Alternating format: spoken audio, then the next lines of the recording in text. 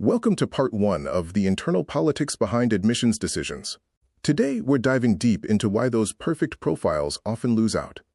Everyone believes admissions is purely about merit, your GPA, test scores, and awards. But the final decision process is far more complex. If you think your perfect metrics guarantee a spot, you're missing the bigger picture. That's not how final decisions are actually made. I'm going to tell you exactly what really happens inside the admissions room when your application is on the table. The core challenge isn't simply being good enough. It's standing out when everyone else is also exceptional. By the time your application is seriously reviewed, you're already qualified. Your GPA, scores, and resume have all passed the bar. You're not competing against weak applicants. You are competing against hundreds of people just like you. Same grades, same scores, same internships, same buzzwords. At this stage, admissions is no longer about who is best. It fundamentally shifts to quote-unquote class construction. Admissions officers ask crucial questions to shape the incoming class, focusing on diversity and institutional needs. They are looking at regional diversity. How many students do we already have from your specific country or region? They also consider academic balance. How many students from your major, or with similar backgrounds, have they already admitted? And most critically, how many seats are left after internal priorities like specific research group needs or faculty requests have been met? Your application is never judged in isolation. It's evaluated within the context of the entire pool.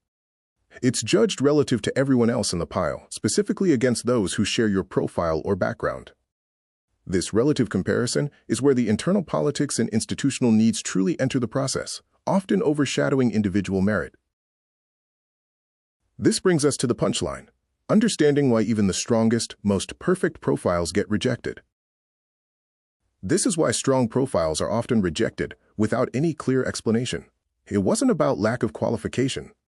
They weren't rejected because they weren't good enough, but because they were, tragically, replaceable within the context of class construction. If your application doesn't uniquely change the shape of the incoming class, it's easy for admissions to let it go in favor of someone who fills a specific institutional need. Stay tuned for part 2. We'll reveal even more about the internal dynamics of admissions decisions. In part 2, I'll explain the hidden constraints admissions departments never tell you about, which silently impact your chances. I will also detail why your statement of purpose, or SOP, becomes even more crucial after you've already met the minimum qualification requirements. Welcome back. This is part 2 of uncovering the internal politics behind admissions decisions, specifically, what happens after you've already proven you're qualified. Here's the uncomfortable truth. Admissions committees don't just build the class with the best applicants. They build the most balanced one. In this context, institutional balance often beats individual brilliance. Understanding this changes your entire application strategy. Let's look at the core constraints every admissions department operates under. These are the internal problems they are trying to solve. Every department has invisible constraints that are never written on the website, but these hidden factors fundamentally shape every admissions decision. These constraints include limited faculty bandwidth for mentorship, research funding allocations, visa risk considerations, and diversity and representation targets. You must also consider internal pressure from leadership. They have specific goals for the incoming class that go beyond individual applicant scores. When admissions compares two equally strong applicants, they don't ask who worked harder. They ask who fits what we need right now. This brings us to the strategic role of the Statement of Purpose, or SOP. It's one of your most powerful tools. This is why SOPs quietly decide outcomes. Not because they are emotional, but because they position you strategically inside the university's system. A strong SOP answers where you fit academically, clearly connecting your goals to the department's existing strengths. It also addresses who could realistically mentor you, showing you've done the research on specific faculty and their work. Crucially, a strong SOP explains why you are a strategic addition, not just another achiever filling a quota. Conversely, a weak SOP just repeats credentials and accomplishments the committee already knows from your resume and transcripts.